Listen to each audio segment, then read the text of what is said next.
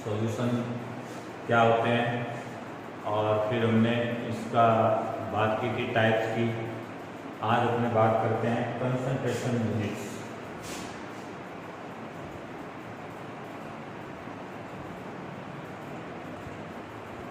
Concentration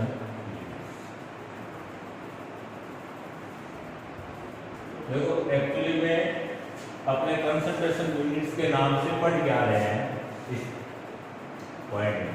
मान लो मैंने ये कहा ये सॉल्यूशन है NH3 एक्वस, अमोनिया का एक्वस सॉल्यूशन है ये, ठीक है।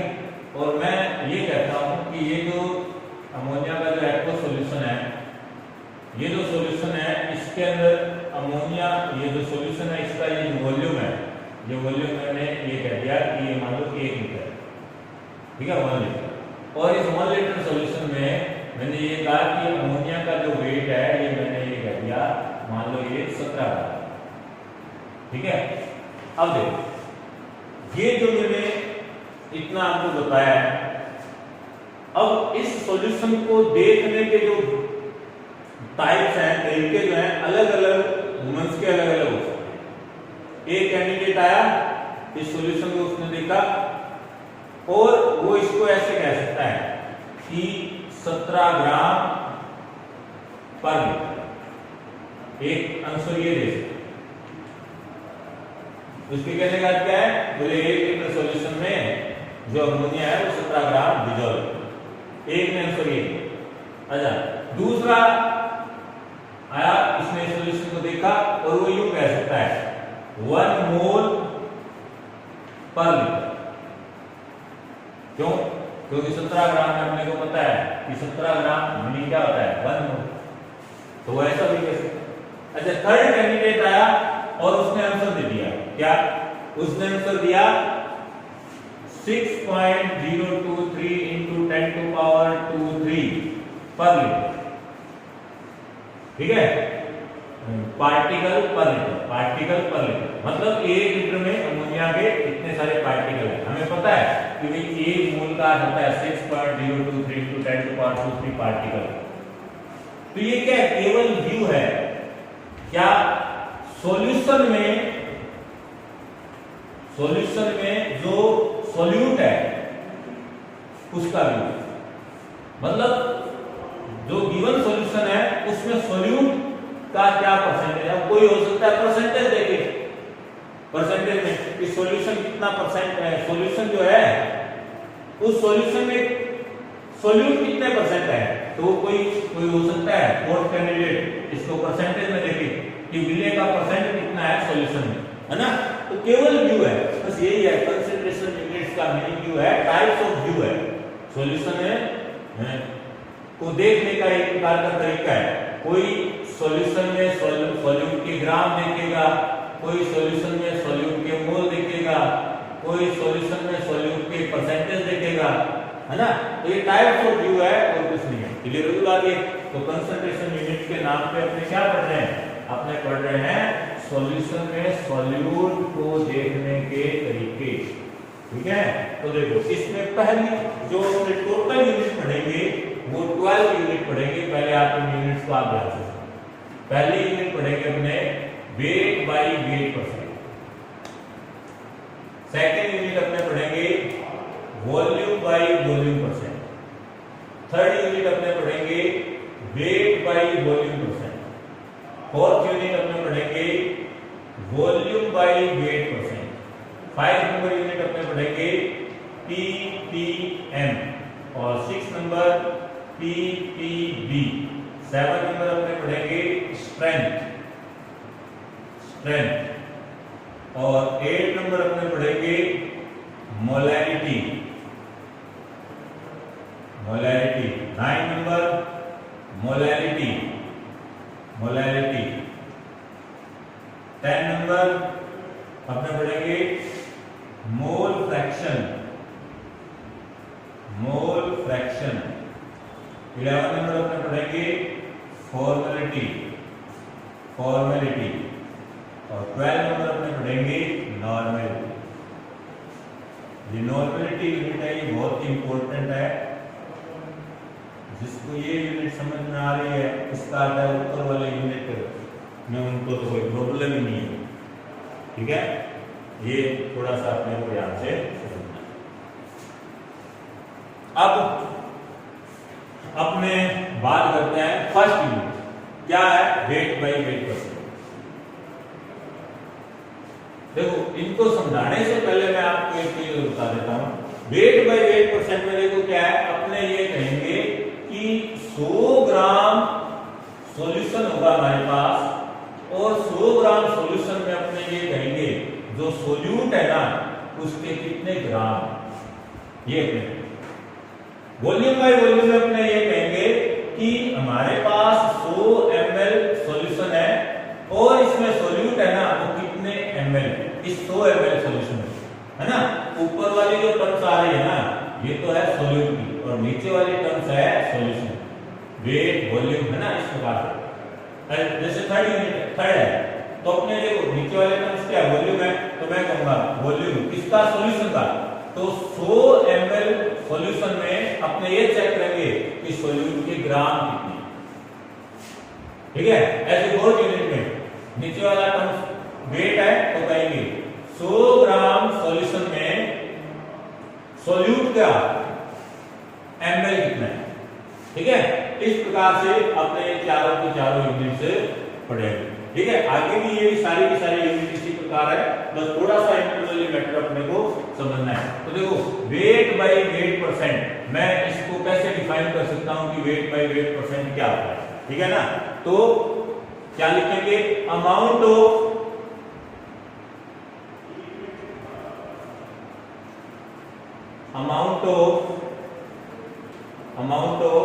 सोल्यूट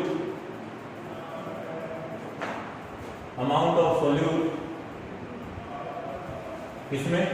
ग्राम में। Amount of solute in gram dissolve in 100 gram solution called wait by wait.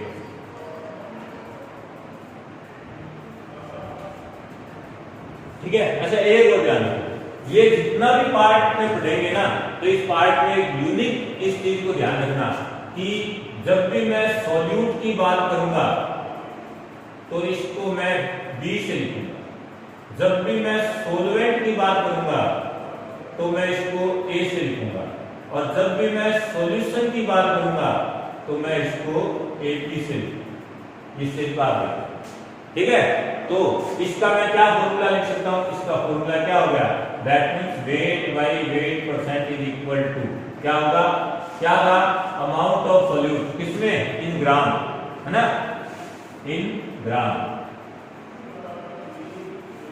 ठीक है, डिसॉल्व इन 100 ग्राम सॉल्यूशन।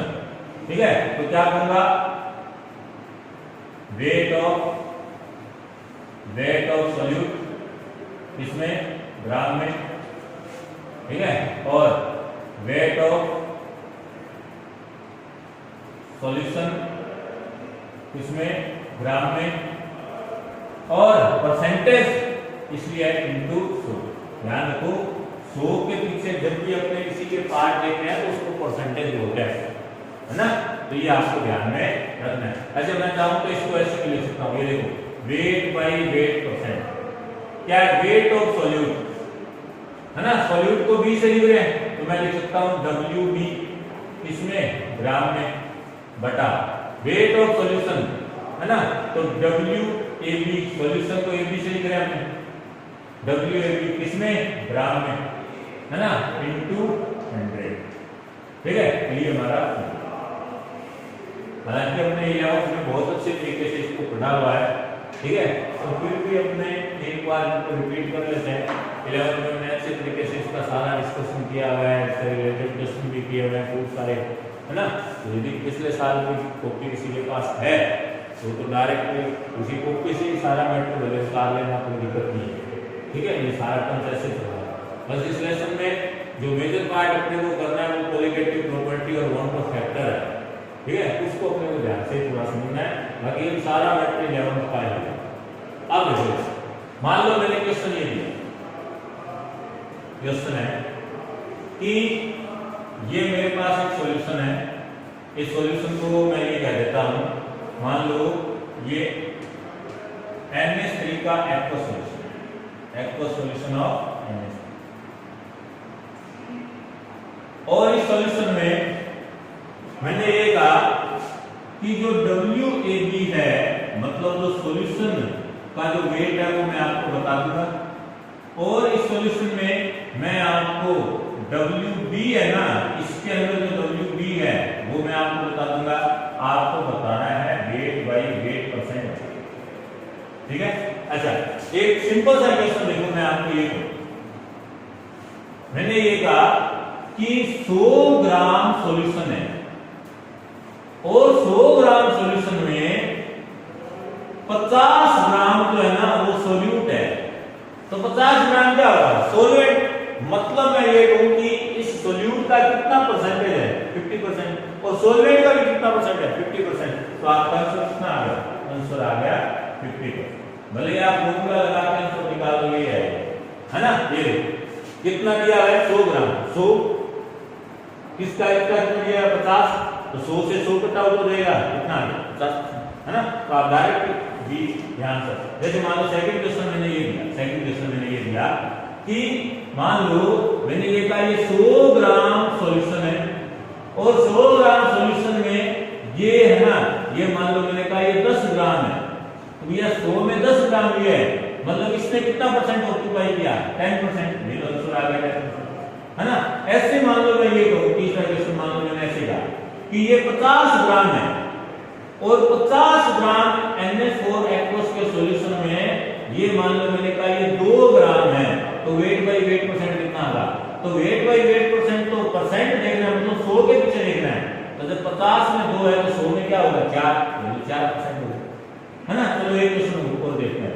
मैंने ये कहा ये 200 ग्राम सॉल्यूशन है, और 200 ग्राम सॉल्यूशन में मैंने ये कह दिया कि ये 200 ग्राम सॉल्यूशन में ना NH3 जो है इसका जो है 10 ग्राम है, तो जब 200 में 10 है तो 100 में कितना होगा? 5। ये आंसर कितना आ गया? 5%, है ना। तो ये तो मैंने आपको डायरेक्ट आंसर बताए, ये क्वेश्चन हो गए, और इन क्वेश्चनों के डायरेक्ट आंसर, ठीक है। क्वेश्चन में क्या है? 100 ग्राम एक क्वेश्चन है, 50 gram ammonia dissolve in 100 gram NH3 aqua solution, calculate weight by weight percent of this solution 50। ऐसे ही है 2 gram ammonia dissolve in 50 gram of NH3 aqua solution in NH3 aqua solution, calculate weight by weight percent of this solution. तो ये 4%।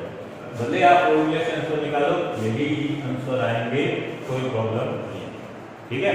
तो ये आपको ध्यान में, और वैसे भी ध्यान आपको पता ही है कि ये यूनिट ऐसी है कि कैलकुलेशन करने की जरूरत नहीं है, थोड़ा सा अपने सोचते हैं तो भी अपने को आंसर मिल जाएगा, ठीक है। कोई कैलकुलेशन की यहाँ कोई जरूरत नहीं होती है, बस यूनिट समझ में आ जाए तो हम डायरेक्ट ही आंसर बता सकते हैं।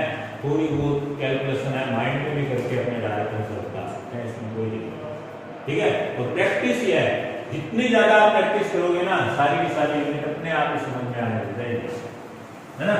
अच्छा, अब सुनो, मान लो सेकंड यूनिट मैंने कहा वॉल्यूम बाय वॉल्यूम परसेंट, वही सेम बात, यहाँ वॉल्यूम लिख दो, यहाँ वॉल्यूम, अमाउंट ऑफ सॉल्यूट किसमें? इन ml, dissolving 100 ml solution called volume by volume percent, है ना। इस बार वेट की जगह बढ़ के आ जाएगा वॉल्यूम, वेट की जगह बढ़ के आ जाएगा वॉल्यूम आ जाएगा, और वही सेम कैलकुलेशन आपको अगेन करनी है, ठीक है। तो ये चारों की चारों यूनिट तो आप आसानी से समझ पा रहे हो कि कोई दिक्कत आपको नहीं आएगी, चारों की चारों यूनिट आप कर सकते हैं, क्लियर है। पांचवी यूनिट और देखते हैं हमने, ये भी बिल्कुल आसान है। क्या है इस बार करना? क्या है 10⁶ पार्ट सॉल्यूशन में आपको सॉल्यूट के पार्ट देखना, हमें करना क्या है, यहाँ पे पार्ट का मीनिंग समझ में आना चाहिए। पार्ट का क्या है, तो यह पार्ट का मीनिंग यहाँ पे है कि भले तो आप वेट की फॉर्म में ले लो इसको, और भले ही आप इसको वॉल्यूम की फॉर्म में ले लो, किसी की भी फॉर्म में ले लो कोई नहीं। जैसे मैं ये कि पीपीएम क्या है, पीपीएम पार्ट्स पर मिलियन, यही था। क्या डेफिनेशन लिख देंगे इसमें,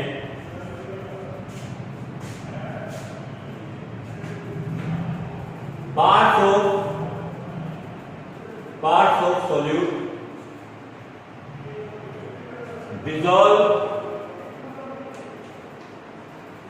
dissolve in 10 to power 6 part of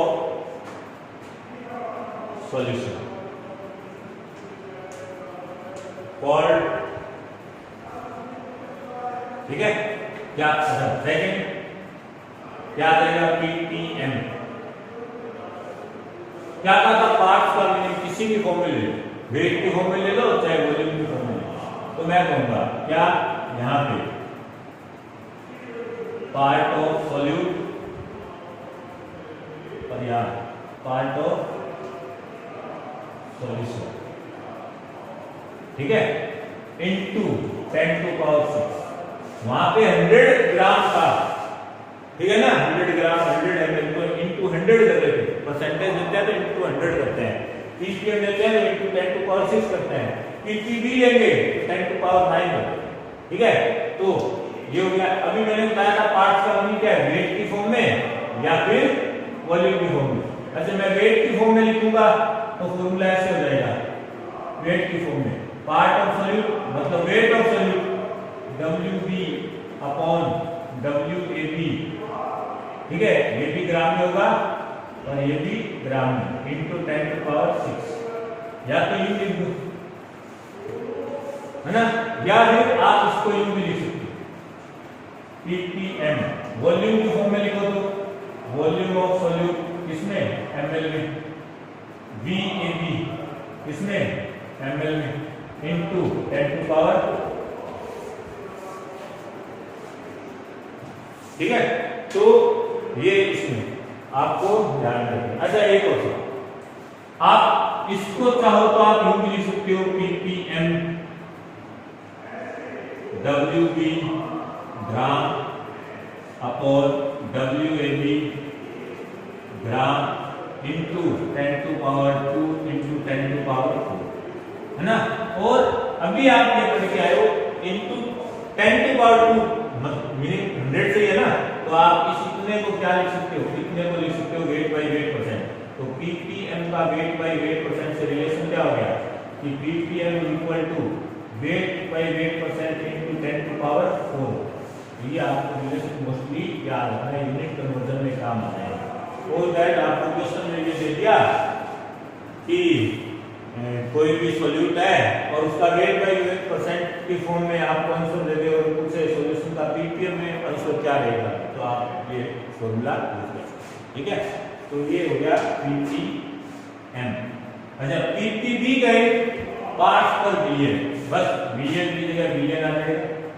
part of solute dissolving 10 to power 9 हो जाएगा, पीपीबी हो जाएगा, यहाँ 9 हो जाएगा, यहाँ भी 9 हो जाएगा, यहाँ भी 9 हो जाएगा, है ना। रिलेशन आप डिटरमिनेंट निकालना चाहो तो वो निकाल सकते हो। इसको मैंने ऐसे लिखा, 9 को मैं ऐसे लिख सकता हूँ, क्या 9 को इस प्रकार लिख सकता हूँ 6 3, है ना। 1 को मैं ऐसे लिख सकता हूँ 6 3। यदि मैं 6 3 लिखूं तो रिलेशन क्या हो गया, पीपीबी। 6 को अपने को पता है, इस 6 को अपने क्या बोल लेते हैं, PPM, PPM into 10 to power, ये रिलेशन। और यदि मैं इसको 10 टू पावर 2, इसको 2 और इधर 7 लिख दूं तो रिलेशन क्या आ जाएगा, PPB weight by weight percent into 10 to power. एक रिलेशन जो पहले आया था, ये रिलेशन है यूनिट कन्वर्जन में कहां आएंगे वो आपको याद ठीक है, तो ये अपने सारे के सारे यूनिट पढ़ ली। इन यूनिट से रिलेटेड जितने भी क्वेश्चन हैं आप सोल्व करोगे, ठीक है। और कंसंट्रेशन यूनिट से रिलेटेड आप जितने भी ज्यादा क्वेश्चन सोल्व करोगे ना, क्लियरिटी आपके दिमाग में उतनी ही ज्यादा है, ठीक है। मेरे करवाने से मैं चाहे कितनी भी बात दूं ना, आप जब तक प्रैक्टिस नहीं करोगे ना, दिमाग से निकाल दो कि आपको समझ आएगा। आपकी प्रैक्टिस ही आपको इसके अंदर अमल कर सकती है, ठीक है। इसलिए आप ज्यादा से ज्यादा इनकी प्रैक्टिस करो। हाँ, कोई क्वेश्चन नहीं समझ आता है तो नो डाउट आप टीचर से पूछो, ठीक है। और आप पढ़ोगे तो प्रॉब्लम आएगी, पढ़ोगे नहीं तो प्रॉब्लम नहीं, ठीक है। तो ये आपको पढ़ना ठीक है, ये मैंने आपको बता दिया। स्ट्रेंथ यूनिट और बता देता हूं। स्ट्रेंथ देखो क्या है,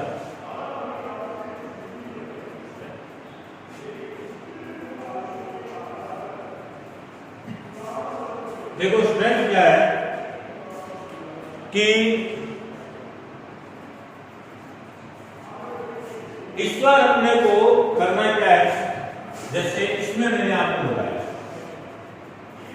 10 to power 9 पार्ट सॉल्यूशन में इसके पार्ट देंगे। पर इस बार क्या करना है, अपने को 1 लीटर सॉल्यूशन में सोल्यूट के ग्राम देखने। सोल्यूट के ग्राम मतलब amount of solute in gram dissolved in 1 liter solution is called strength। क्या कह रहा हूं, amount of solute in gram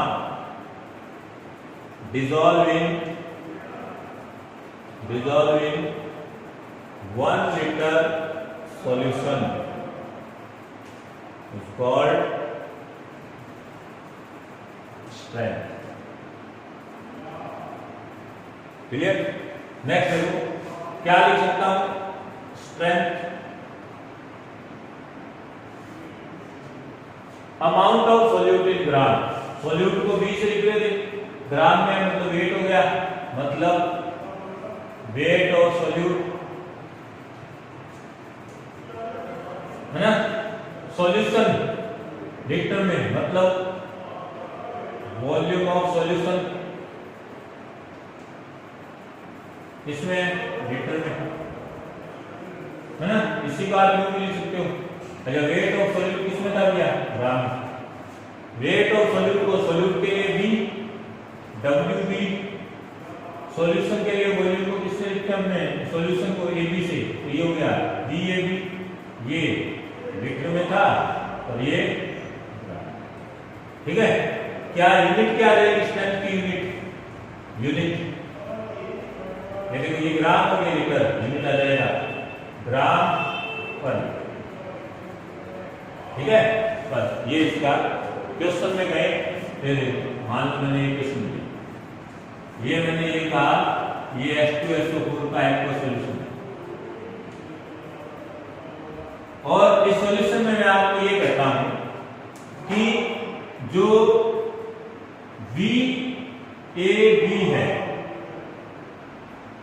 इसका जो वॉल्यूम है और इसके अंदर जो WH2SO4 है वो मैं आपको पहले क्वेश्चन में मैंने आपको कहा आपको स्ट्रेंथ काउंट करना, क्वेश्चन में स्ट्रेंथ आपको काउंट करना।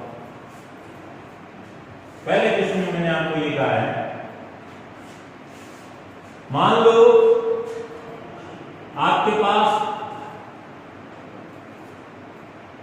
1000 ml सॉल्यूशन है। इन 1000 H2SO4 solution, H2SO4 dissolve 98 gram, then calculate strength of the solution।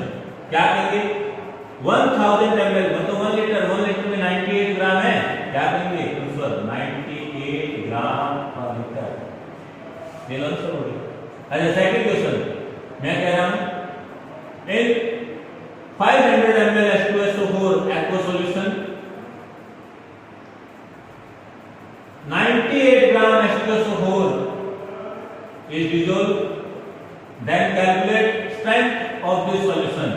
तो देखो 98 ग्राम 500 ml में तो अपने को तो 1000 ml, दैट मीन्स 1 लीटर में देखना है। तो जब 98 ग्राम 500 ml में, तो 1000 ml में कितना हो जाएगा, इसका डबल कर दो, डबल करेंगे तो कितना आ जाएगा 196 ग्राम, है ना। चलो एक दूसरे को मान लो मैंने ये कहा कि इन 2 litre H2SO4 aqueous solution 98 gram H2SO4 is dissolved, then calculate strength of the solution। तो जब 2 लीटर में 98 ग्राम है तो अपने को तो स्ट्रेंथ क्या होती है पर लीटर, तो 1 लीटर में कितना होगा, 1 लीटर में इसका 49 ग्राम, है ना। मतलब क्या है, कम दिया है, ज्यादा दिया है, फिक्स दिया हुआ है, जितने में देखना जाता है, कोई लेना देना नहीं होता है। हमें तो सिर्फ यूनिट को समझना होता है कि स्ट्रेंथ का मीनिंग क्या है। 1 लीटर में सोल्यूट के ग्राम देखने हैं, वो 1 लीटर से कम दिया हुआ है या ज्यादा दिया हुआ है, उससे कोई लेना देना नहीं है। 1 लीटर के पीछे देखो, ठीक है, हिसाब किताब वहां से पूरा करना है 1 लीटर, ठीक है। तो ये हो गया स्ट्रेंथ ऑफ सॉल्यूशन। एक इंपॉर्टेंट बात और सुनो, प्रैक्टिकल एग्जामिनेशन में होता है, तो कई बार होता है प्रैक्टिकल लेते समय बच्चों से आप कंसंट्रेशन, क्योंकि हमारा फर्स्ट प्रैक्टिकल टाइट्रेशन का ही होता है, तो टाइट्रेशन में क्या कई बार बच्चों से नॉर्मल एक क्वेश्चन पूछ देता है कि भाई स्ट्रेंथ कंसंट्रेशन की डेफिनेशन बताओ या फिर कंसंट्रेशन की यूनिट्स बताओ। तो जब भी आपको नॉर्मल ऐसे पूछ रहा है कंसंट्रेशन की यूनिट, तो आप यूनिट यही बताओ ग्राम पर है। डेफिनेशन पूछे तो भी डेफिनेशन ये बताओ, amount of solute in gram dissolved in 1 litre solution is called strength, या कह दो कंसंट्रेशन, ठीक है। मेरे कहने का अर्थ है कि अपने जनरल लैंग्वेज में ये जो स्ट्रेंथ टर्म्स होती है ना, इसी को ही कंसंट्रेशन यूज करते हैं, कंसंट्रेशन वर्ड की फॉर्म में इसको यूज करते हैं, ठीक है। तो ये इस चीज को आप ध्यान रखें, ठीक है। तो ये आपको थोड़ा सा ध्यान रखना है, ओके। तो स्ट्रेंथ तक जितनी भी यूनिट है आप करें, नेक्स्ट क्लास में अपने बाकी भी यूनिट करेंगे। बहुत आसान सा है, बस मेन प्रैक्टिस ही है, आपको प्रैक्टिस ज़्यादा से ज़्यादा करनी है, और जितने ज़्यादा प्रैक्टिस करोगे आप अच्छी तरीके से इन क्वेश्चनों को सोल्व कर पाओगे। और एक इस कंसंट्रेशन टर्म्स के साथ में आपको मैंने 2 प्रोसेस बता रखे हैं, कंसंट्रेशन और डाइल्यूशन के, है ना। कि कंसंट्रेशन करते हैं, कंसंट्रेशन मतलब सोल्यूट का अमाउंट यदि अपने इंक्रीज कर दें, बढ़ा दें, मिक्स कर दें, है ना, तो कंसंट्रेशन से, और एक डाइल्यूशन से स्ट्रेंथ या जो कंसंट्रेशन होती है वो कम हो जाती है ना।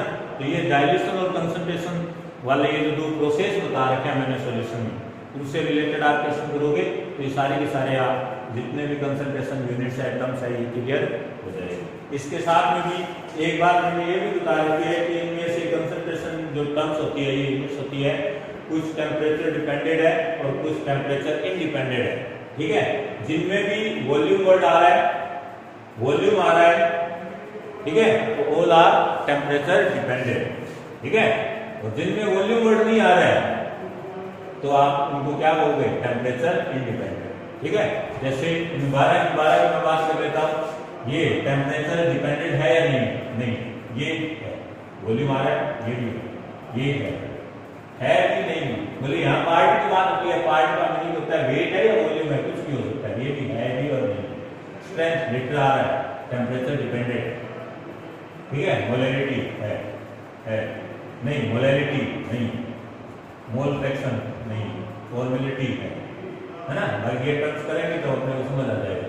तो ये जिनमें भी वॉल्यूम टर्म्स आ रहा है वो टेम्परेचर डिपेंडेंट है, और जिनमें नहीं आ रहा है टेम्परेचर इंडिपेंडेंट, ठीक है।